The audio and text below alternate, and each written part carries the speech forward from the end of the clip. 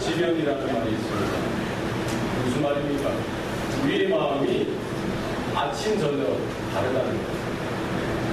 아침에 먹었던 마음이 저녁 되더니 다른 마음이 되죠. 우리는 아주 마음에 절개가 굳고 주관이 뚜렷하다라고 생각하지만 그만큼 우리는 삶의 환경에 늘 영향을 받는다는 것이죠.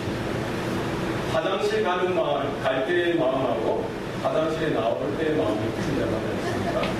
그래서 사실 큰 성을 빼앗는 것보다 우리 마음을 지키는 것이 너무나 중요합니다.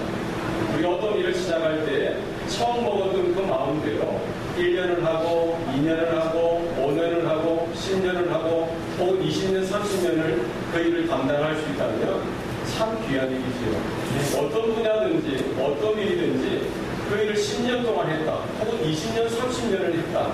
그것도 보통 사람이 아닙니다. 대단한 분이에요. 어떤 일이든지 마찬가지입니다. 목회도 저는 그렇다고 생각해요. 목회자가 목회지를 옮기는 연수가 보통 3.5년, 3년, 4년마다 목회지를 옮긴다고요. 물론 여러 가지 형편이 있고 상황들이 다르겠지만 사실 하나님이 원하시는, 하나님의 부르신 그 소명을 확인한다면은 우리가 우리의 삶을 드리고 우리의 전생애를 드리는 일들이 있어야 할 줄로 믿습니다.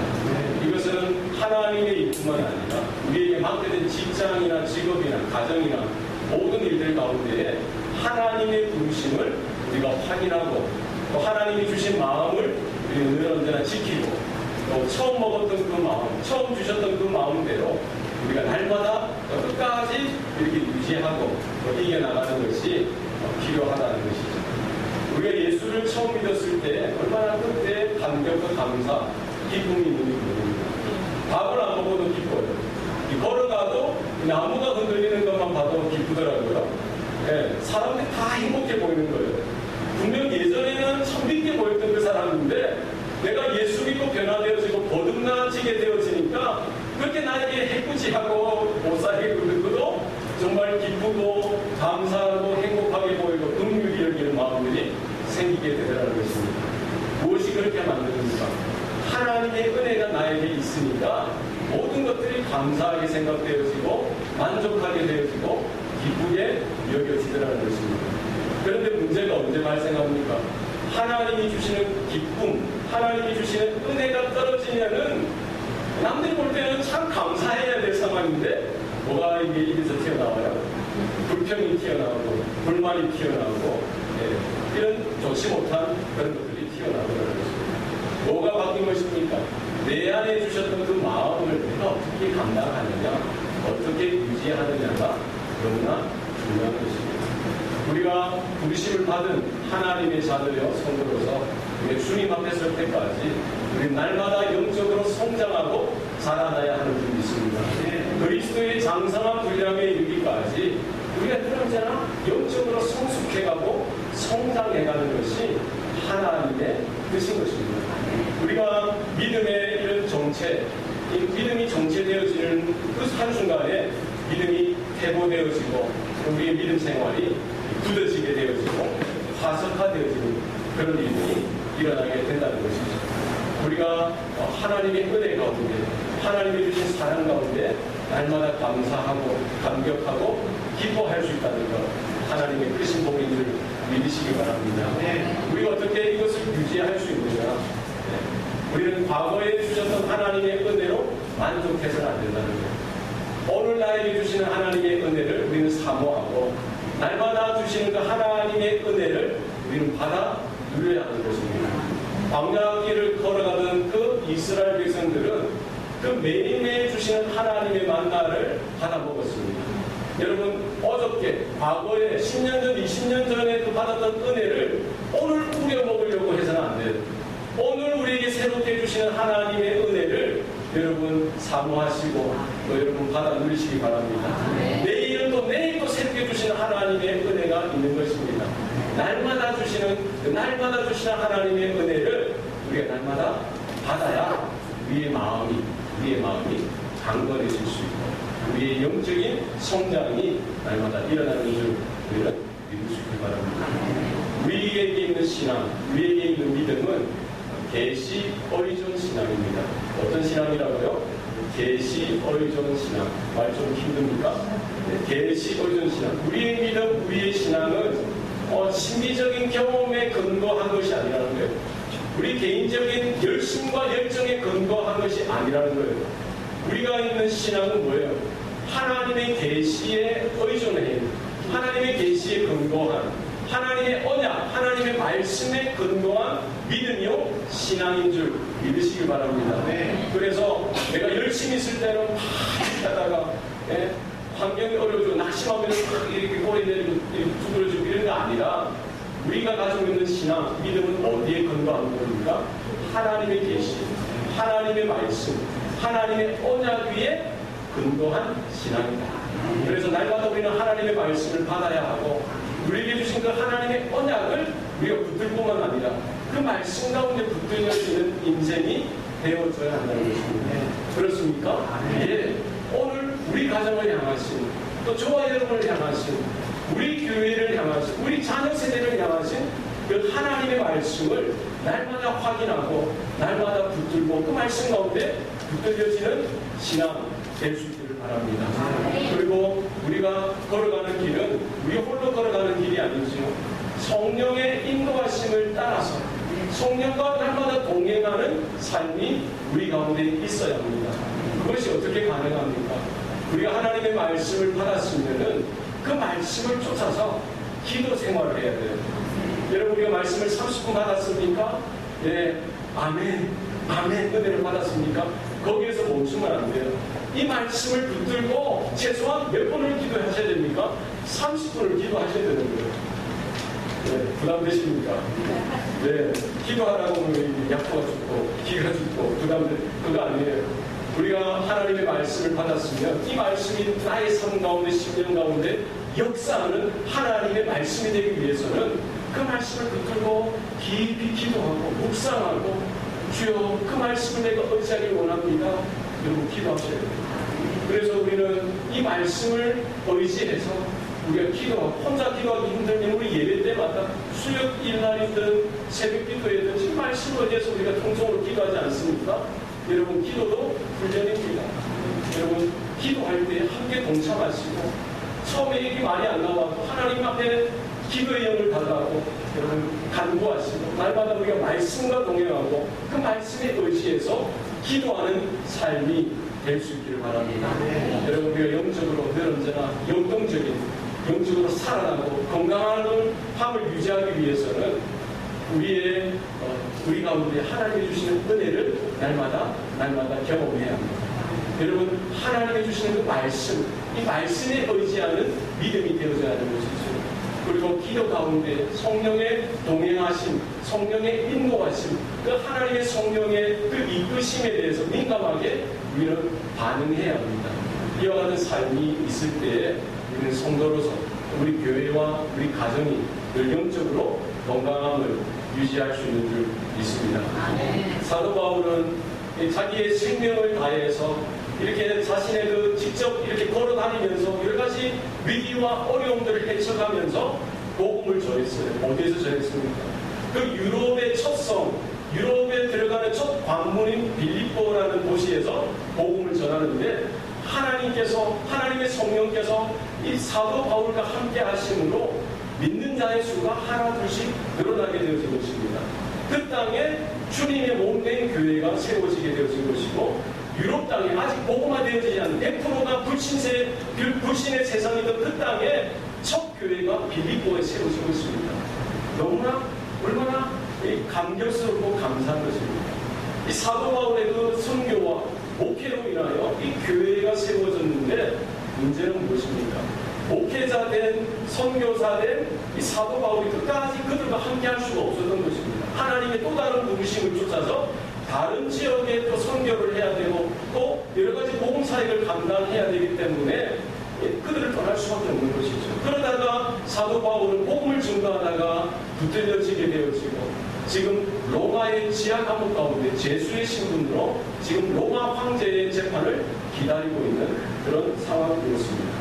사도 바울은 지금 빌립보 교회 성도들의 소식을 접하고 그들에게 하나님의 말씀, 하나님의 뜻을 전해주기 위해서 기록해서 그들에게 편지로 이렇게 전해주고 있는 것이죠. 지금 사도 바울이 이렇게 박해와 핍박을 받았듯이 이제 빌립보 교회에도 외부적인 박해와 놀라운 엄청난 그런 핍박 가운데 놓이게 되어질 것을 사도 바울은 알았던 것입니다. 뿐만 아니라 그 교회 내부적으로도 지금 좋지 못한 그런 영적인 문제들이 발생하게 되어진 것을 사도 바울은 이렇게 간파하고 오늘 말씀을 통해서 이렇게 전하고 있는 것입니다. 이 교회가, 성도가 처음 하나님의 부르심을 받는 것 너무나 중요합니다. 그러나 이것을 주님 오실 때까지, 우리의 생명이 닿는 그 순간까지 이 영적인 여정, 믿음의 이 여정을 끝까지 성공적으로 이어가는 것이 너무나 중요한 것이지만 무엇으로 그게 가능하냐? 사도 바울은 계속 반복해서 강조하는 내용이 오늘 본문의 말씀입니다. 첫 번째로 그가 무엇을 강조하고 있습니까? 우리 1절 말씀입니다. 1절 말씀 다 같이 읽겠습니다. 시작. 그러므로 나의 형제들아 주 안에서 기뻐하라. 너희에게 하는 말을 쓰는 것은 내게 수고로 이루고 너희에게는 안전하리라. 무엇을 말했습니까? 끝으로 나의 형제들아 주 안에서 기뻐하라.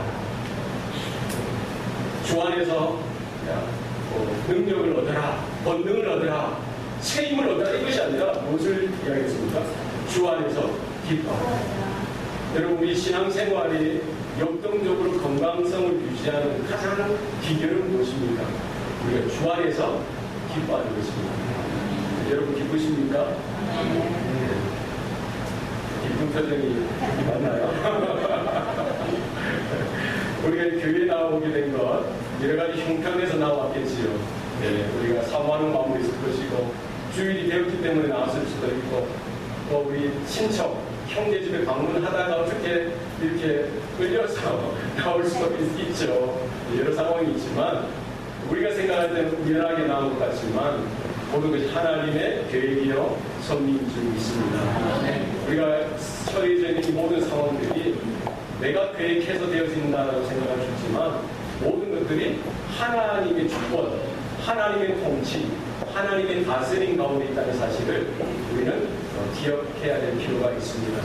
그래서 여러분 이 아침에 교회로 나온 성도 여러분들 주님의 이름으로 축복하고 환영합니다. 우리가 처음 교회 나왔을 수도 있고 그렇지만 이 걸음이 영원토록 하나님 앞에 이어지는 복된 걸음 될 수 있기를 바랍니다. 지금 사도 바울은 빌립보 교회 성도들을 향해서 너희는 기뻐하라. 이제 곧 닥칠지 모르는 이 외부의 심한 숱한 핍박과 박해 앞에 놓여있는 그 교회를 향해서 지금 내부적으로도 신학적으로 영적으로 그런 갈등과 문제가 발생되어서 정말 위기 가운데 빠져있는 그들에게 첫 영적인 진단은 무엇입니까? 주 안에서 기뻐하라는 것입니다.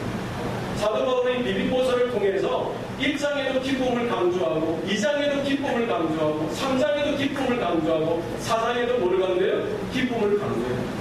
같은 말을 너에게 쓰는 것이 나에게는 수고로움이 없다. 오히려 너에게 안전하다라고 이야기하고 있습니다.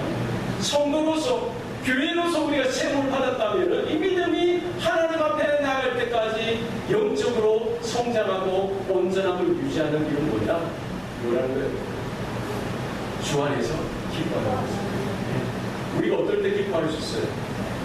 우리가 하던 일이 잘 되었을 때, 자녀가 대학교에 척척 합격, 수석 합격, 얼마나 기뻐하게 하겠어요?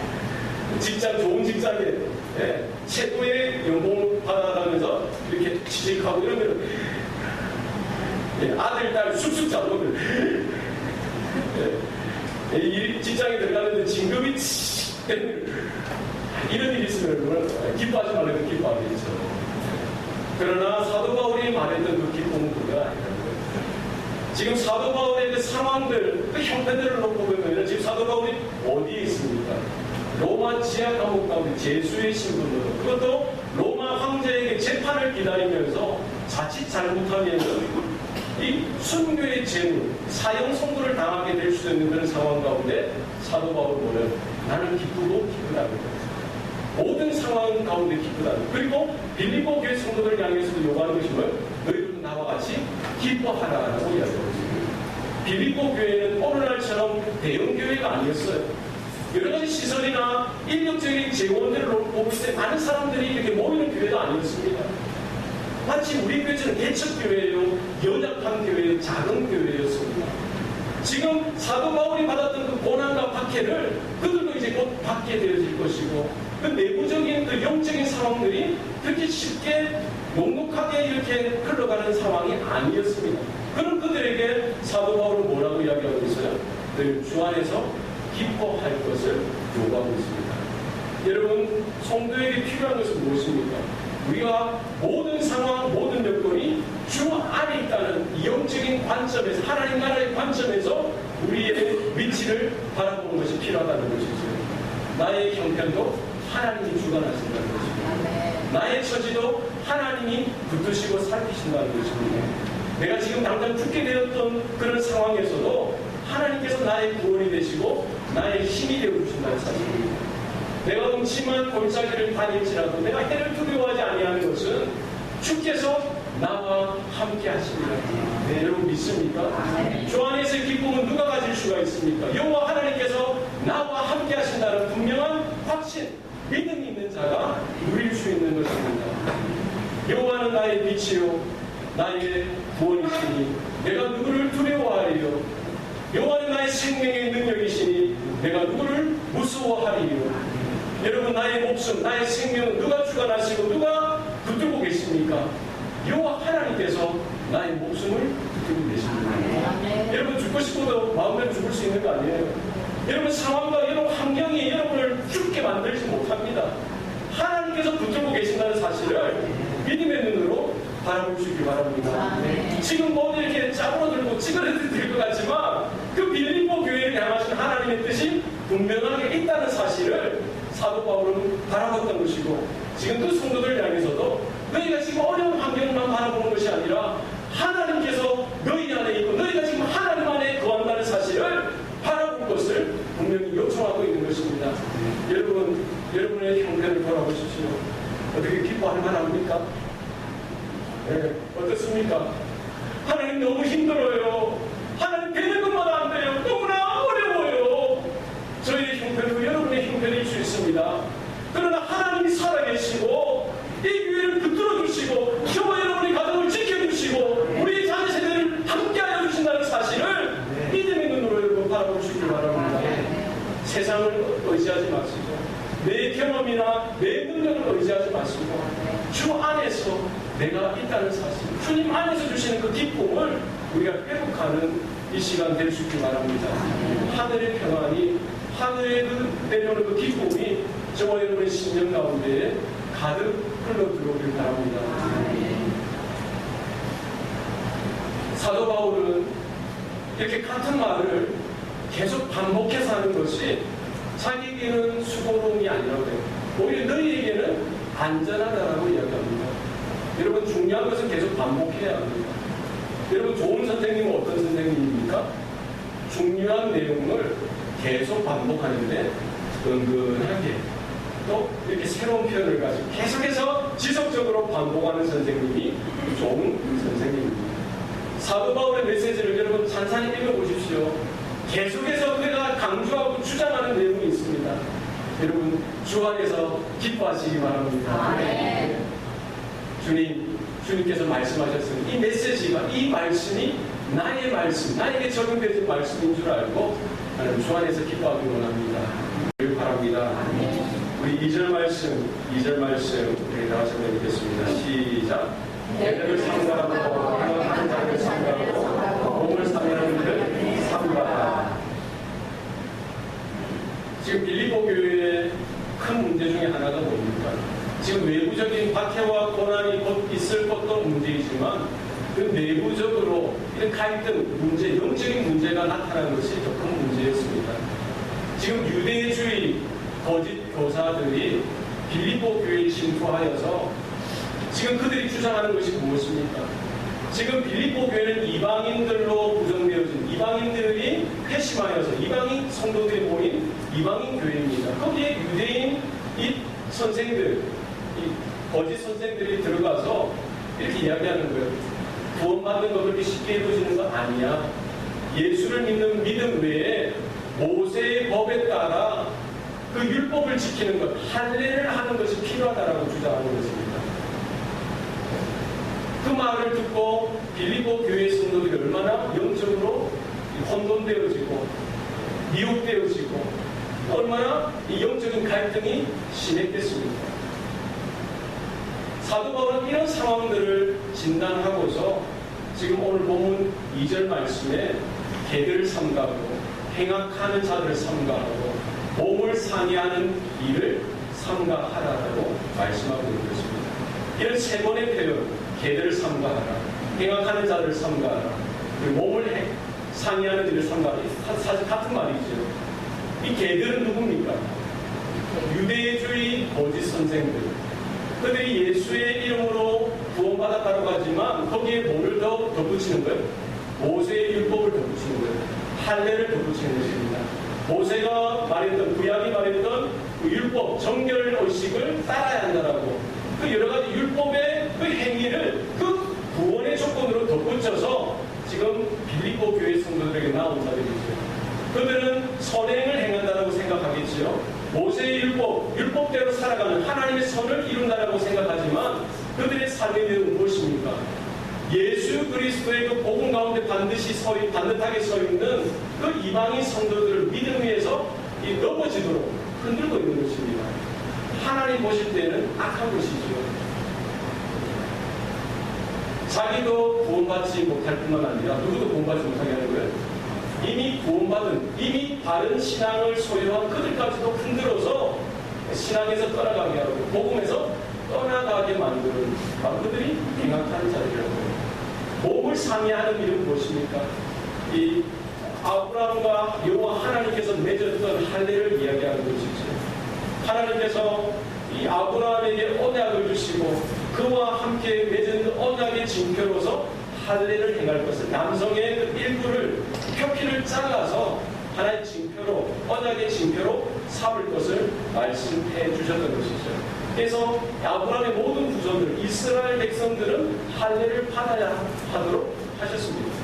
그러나 무엇입니까? 이스라엘 백성들, 유대 백성들은 그 할례의 정신, 할례의 의를 잊어버리고 그 율법적인 하나의 종교적인 틀에 대해서 여호와 하나님을 향한 단 온전한 신앙을 잊어버리고 거기에 전통에 대해 오실 메시아, 그 할례에 예표되고 모든 구약 제사 제도에 예표되신 그 예수 그리스도가 오신 것을 거부하고 인정하지 않았던 자들인 것이지요. 예수님께서 그 모든 구약의 요구와 요청을 그 십자가에 달려 죽으심으로 단번에 영원한 제사를 드려 주심으로 모든 것들을 이루어 온전히 해 주셨음에도 불구하고 그들은 그것을 바라보지 못하고 여전히 하나님의 그 복음의 말씀에 대해서 거부하고 있는 것입니다. 여러분, 지금 사도 바울은 빌립보 교회 성도들을 향해서 계속해서 반복해서 이야기하고 있는 것이에요. 개들을 삼가라는 것입니다. 그들은 마치 거룩한 것처럼 생각하지만 그들이 오히려 이방 사람들을 개처럼 여겼던 자들이죠. 개는 부정한 동물이지 않습니까? 구약 성경에 있어서. 그들이 이방인들을 바라볼 때 개처럼 취급하고 장차 하나님의 나라가 임하고 이제 지옥이 열려질 때에 그 이방인들이 그 지옥의 땔감으로 사용되어진다라는 그런 관점을 가졌던 유대인들이었습니다.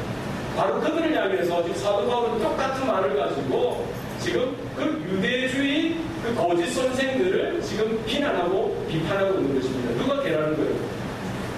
마치 이사야 선지자가 그 당대에 있었던 거짓 선지자를 향하여 벙어리 개라고 비난하고 정죄했듯이 지금 사도 바울은 지금 빌립보 교회를 이렇게 응애하고 넘어뜨리기 위해서 들어왔던 그런 유대주의 거짓 교사들을 향하여 개들이라고 이렇게 정죄하고 비난하고 그들을 주의하고 삼가할 것을 지금 경고하고 있는 것입니다. 여러분, 오늘날에도 마찬가지입니다. 오늘 마지막 때가 될수록 더 이 악한 영이 이렇게 역사하는 때인 것이죠. 얼마나 거짓 선생들이 이 세대에 많이 나타나는지 모릅니다.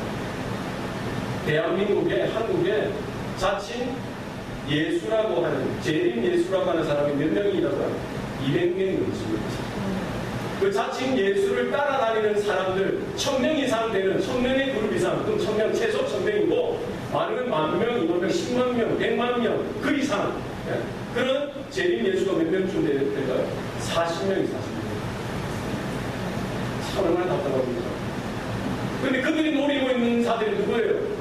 불신자들도 노리지만 기성교회에 들어가서 건전한 신앙을 가지고 있는, 건전한 믿음을 가지고 있는 자들도 미혹해서 지옥의 자식으로 삼으려고 이렇게 발악하고 있는 때가 지금 그렇습니다. 지금 한국에서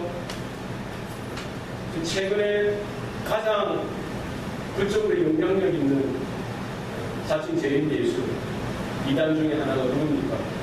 신천지죠, 신천지. 88세 되는 이만희 씨가 영생 불사한다라고 그들을 믿어요. 그 믿음으로 자신들을 구원받는다고 생각하는 거예요. 20대, 30대의 새파란 청년들이 6개월 이상 거기에 성경 공부에 빠지면은 완전히 영적으로 세뇌되어지고 악한 영에 빠져서 이만희가 자신들의 구세주, 요한계시록에서 말하는 이인자라고 생각하고, 집도, 부모도, 자신들이 다니는 대학교도, 직장도 다 버리고, 누구를 따라다닌 거예요? 이만희를 따라다닌 거예요. 지금 이만희는, 그러면, 한국에서 제일 큰 병원이 어디죠? 네? 삼성병원인가요? 그런 병원에 가서 뭐 해요, 지금? 혈압 내리고, 혈압약 먹고, 건강진단 받고, 88세니까. 그러고 있는데, 이 젊은이들은 한번 빠지게 되어 지금 미혹되어지면 모르는 거예요. 그들이 미혹 전도라고 어떻게 전도합니까? 그들이 거짓을 동원해서 전도하는데 어떤 전도가 있어요? 요즘은 신비주의, 영성을 빙자해서 전도를 하는 거예요. 어느 날 엄마, 이 장사하는 식당하는 엄마의 이 딸이 와가지고 밥을 먹어요. 밥을 먹는데 딸이 갑자기 먹다가 이야기 잘하다 먹다가 쓰러지고 거품을 먹고 막 쓰러지는 거예요. 얼마나 엄마가 당황했겠어요. 어쩔 줄 몰라 막 이랬는데 5분쯤 지났을까요? 옆에서 조용히 밥 먹던 중년 여성이 일어나더니 그 딸아이 머리에 손을 얹고 방언을 막 기도하면서 축사하면서 기도를 하는 거예요. 그런데 이게 어떻게 된 거예요? 이 딸아이가 불쭉 하면서 일어나서 앉는 거예요. 엄마가 볼 때는 귀신이 떠나가고 병이 떠나가고 회복이 치유가 되어지는 거예요. 그래서 이 중년 여성이 나는 모 교회에 다니는 원사입니다 하라고 소개를 해요. 그리고 엄마한테 이야기합니다.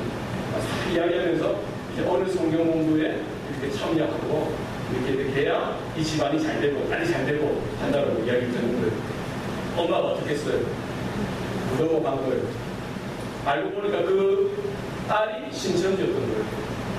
이미 엄마의 그런 상황들을 알고 거짓으로 꾸며서 신천지에서는 방언기도 안 합니다. 거기는 치유기도도 안 해요. 그러나 이것을 왜 기성교회 성도들이 너무나 이게 약하니까 꿈 이야기하고 뭐 치유 이야기하고 질병 떠나가는 이야기하면 여기 난 줄 알고 진리에 근거된 신앙이 아니고 말씀에 근거된 신앙이 아니다 보니까 이런 신비주의에 이런 영적인 일이 현장으로 벌어지면 그게 거짓되고 조작되어진 일인데도 그냥 넘어가는 거예요. 또 한 케이스는 카페에 어떤 여성분이 들어오는데 어떤 중년 여성이 딱 다가오더니 실례합니다. 당신 얼굴에 죽은 영혼이 끼어있어요. 이렇게 이야기하는 거예요. 그런데 알고 봤더니 그 여성의 남동생이 작년에 죽었던 거예요. 그럼 이 말을 듣고 깜짝 놀라요. 내가 어저께 꿈에 당신의 얼굴이 보이고 당신의 그 동생의 얼굴이 보였습니다. 그 우연찮게 만났는데 지금 그 죽은 영혼이 당신 얼굴에 나타났어요. 얼마나 깜짝 놀랐겠어요. 이제 며칠 있다가 당신이 어떤 좋은 사람을 만날 텐데 그 사람이 하자는 대로 하면은 좋은 일이 생길 겁니다. 하고 떠나갔어요. 며칠 있다가 누구를 만나겠어요? 신천지를 만나니까 성경 공부 하자니까 이 말이 이 좋은 사람이 이 사람인가 보다 따라간 거예요. 성경 공부해서 어떻게 됐겠어요? 신천지가 됐겠죠. 여러분 지금 이 교회가 어디에 서 있느냐 하나님의 진리의 말씀 가운데 서 있을 수 있기 바랍니다. 여러분 신비주의 개인적인 체험 그런 영성 중요하죠. 그게 다가 아니라는 거예요. 그게 바른 것인지 거듭된 것인지 진리로서 분별해야 되는 거죠. 마지막 때가 될수록 지금 초대교회 빌립보 교회를 흔들려고 했던 유대주의 그 거짓 선생들이 있었던 것처럼 오늘날에도 그와 같은 거짓 선지자들, 거짓 선생들, 이단의 앞잡이들이 지금 교회 침투해서 성도들을 넘어뜨리고 교회를 넘어뜨리려고 하는 이런 세대가 지금인 것입니다. 여러분, 영적으로 사다가 깰 때입니다. 여러분, 개들을 삼가하시고 행역자들을 삼가하시고 몸을 상해하는 일을 삼가하라는 사도 바울의 그 메시지를 여러분 귀 기울이시기 바랍니다. 우리가 이런 이 거짓된 것, 거짓 복음, 거짓 가르침에 여러분 귀가 솔깃하지 마시고 생명의 진리 말씀, 예수 그리스도의 십자가 그 은혜, 십자가 복음 가운데 우리가 단단히 반듯하게 서 있을 수 있기를 바랍니다. 3절 말씀입니다. 다 같이 읽겠습니다. 시작. 하나님의 성령으로 감사합니다. 그리스도 예수로 사랑하고 육체를 신뢰하지 않는 우리라고 할렐루야. 지금 유대주의 거짓 선생들이 주장하는 그것은 잘못된 가르침이라고 사도 바울은 분명히 말씀하고 있는 것이죠. 누가 할레타라는 거예요? 이 할레타는 무엇입니까? 하나님의 자녀, 하나님의 백성이라는 그 유대주의자들의 말을 빗대어서 그들이 할레타, 순전한 할레타가 아니라 지금 예수 그리스도의 피 묻은 복음을 통해서 그 십자가의 은혜를 통해서 구원받은 주님의 몸된 교회가 참된 할레타인 것을 이야기하고 있는 것입니다. 여러분, 저와 여러분이 십자가의 그 보혈로 인침을 받았다면, 십자가의 그 죽으심과 다시 살아나심으로 구원을 받았다면 저와 여러분이 하나님 보실 때 참된 할레타요, 하나님의 자녀요, 백성임을 여러분 믿으실 수 있길 바랍니다. 어떤 현상들이 그 삶 가운데 나타나야 합니까? 하나님의 성령으로 봉사하는 거예요. 하나님의 성령으로 봉사하는 것은 무엇입니까? 하나님의 성령으로 예배하는 것입니다. 우리가 예수님이 나의 주 나의 하나님으로 우리가 고백하는 그 순간 성령께서 우리를 인쳐주시고 우리가 하나님의 자녀를 삼으실 뿐만 아니라 우리 가운데 성령께서 내주하시고 동행하시는 것이죠. 우리가 하나님과의 관계가 우리의 의로 되어지는 것이 아니라 그 예수님을 통해서 성령의 도우심과 인도하심을 통해서 우리는 하나님의 뜻을 깨달을 수가 있고 하나님 앞에 예배로 나아갈 수가 있게 되는 것입니다. 여러분, 사마리아 한 여성이 예수님을 만났을 때 자기 조상은 이 산, 그 리심산에서 예배를 드려야 한다고, 유대인은 예루살렘에서 예배를 드려야 한다고 하더이다라고 묻습니다. 예수님께서 뭐라고 대답하십니까? 이 산도 아니고 그 산도 아니라 성령과 진리로 예배할 때가 오나니 바로 지금이 그때라고 말씀하십니다.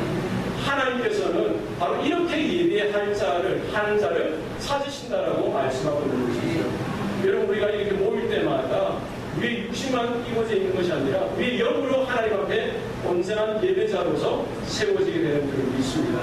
우리의 삶의 자리에서도 마찬가지입니다. 우리는 성령과 날마다 동행하고 그 성령에 인쳐주시고 깨우쳐주시는 그 은혜를 쫓아서 날마다 우리는 찬양할 수가 있고 기도할 수가 있고 말씀을 깨닫고 순종할 수가 있는 것이지요. 우리의 삶 가운데 그리스도 예수로 자랑하는 모습들이 나타나야 하는 것이죠. 우리의 생각과 가치관이 이 땅의 영광을 쫓아 살아가는 인생이 아니라 너희는 먼저 그의 나라와 그의 의를 구하라고 하신 것처럼 우리 누구를 자랑합니까? 예수 그리스도를 자랑합니다. 그렇습니까? 예, 우리가 잘 될 때나 못될 때나 우리가 살게 되어질 때나 죽게 되어질 때나 누구를 인정해야 합니까? 예수 그리스도, 나의 주 나의 하나님 되심을 우리가 인정하고 모든 영광, 모든 찬양을 그분에게 올려드리는 삶이 우리 가운데 나타나야 할 줄을 믿습니다. 육체를 자랑하지 않는다고 그랬습니다. 우리 안에 있는 나됨, 우리의 자, 우리의 모습에 그 어떤 의로움의 근거를 삼아서는 안 된다는 것이죠. 우리가 주님 처음 만났을 때처럼 우리 끝까지 주님 앞에 나가는 그 순간에도 우리는 우리의 의가 아니라 우리 육체가 아니라 예수 그리스도의 의를 덧입고 우리가 하나님 앞에 나가는 줄 믿습니다. 여러분, 우리가 신앙생활을 하다 보면은 육체를 의지할 때가 있습니다. 목사도 마찬가지예요. 선교사들도 마찬가지입니다. 사역이 커지고 사람들이 많이 모이면은 내가 꽤 성도들도 마찬가지예요. 정말 하나님 앞에 순종하고 성령으로 살아드리는 그 삶의 예배는 없으면서 10,000명, 20,000명 다니는 그 큰 교회에 내가 교인이라고 생각하고 교인이라는 그 사실 하나로 내가 자부심을 가지고 우리 교회 목사님이 이렇게 대단한 사람이야, 우리 교회가 이렇게 큰 교회야, 거기에 자부심을 가지고 신앙생활하는 마음이 있다면은 뭐예요? 육체를 자랑하는 거예요. 여러분 그렇게 하시면 안 돼요.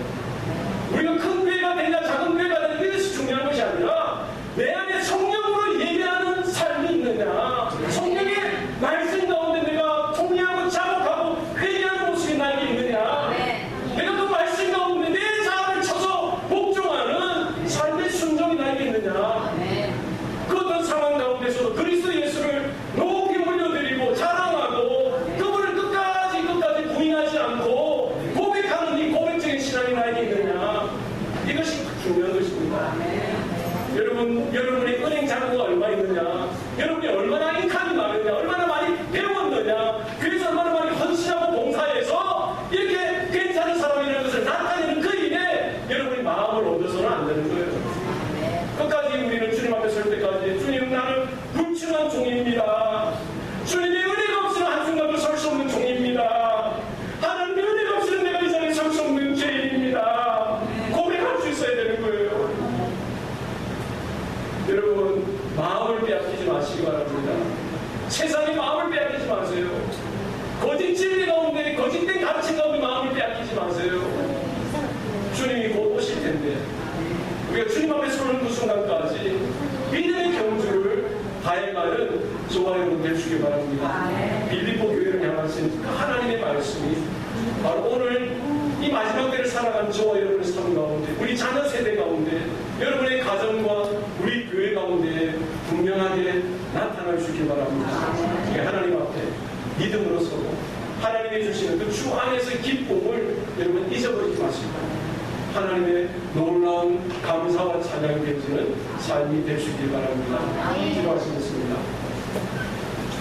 살아계신 아버지 하나님, 사랑하는 주의 자녀들 예수 그리스도의 보혈로 인쳐주시고 성령의 감동 감화시켜 주시사 하나님의 거듭난 자녀로서 하나님 품어주시고 지금까지 인도하여 주시니 감사합니다. 하나님 이곳까지 걸어왔던 것 우리의 육체, 우리의 자랑이 아니라 예수 그리스도의 보배로운 피로 인하여 성령의 내주하심과 강권하심으로 인하여 우리가 이 자리에 섰음을 깨닫게 하시니 감사합니다. 주님 앞에 서는 날까지 우리가 주 안에서 허락하신 그 기쁨을 날마다 확인하고 누리게 하여 주시고 하나님이 거짓된 세상 가운데, 죄악 많은 세상 가운데 교회를 흔들고 성도를 흔들려는 이 미혹하는 영적인 악한 무리들을 향하여 우리 영적인 경각심을 가지게 하여 주시고 우리가 거기에 현혹되거나 미혹되어지지 않게 하여 주시고 우리의 믿음이 예수 그리스도의 바른 진리 가운데 말씀 가운데 든든히 서갈 수 있도록 하나님 긍휼히 여겨 주시옵소서. 하나님 우리 안에 갈등이 있고 문제가 있을 때마다 우리의 자를 죽이게 하여 주시고 우리의 정력을 십자가에 못 박게 하여 주셔서 하나님 주의 예수 그리스도 이름이 날마다 존귀케 되어지게 하여 주시고 주의 몸된 교회가 더 든든히 서갈 수 있는 그 일에 우리가 쓰임받을 수 있도록 도와주시옵소서. 우리의 자녀 세대를 축복하여 주시사 저들이 하나님의 사랑과 진리 가운데 세워지게 하여 주셔서 하나님 마지막 때에 저들이 하나님의 군사로서 하나님의 사역자로서 서갈 수 있도록 주님 역사하여 주시옵소서. 모든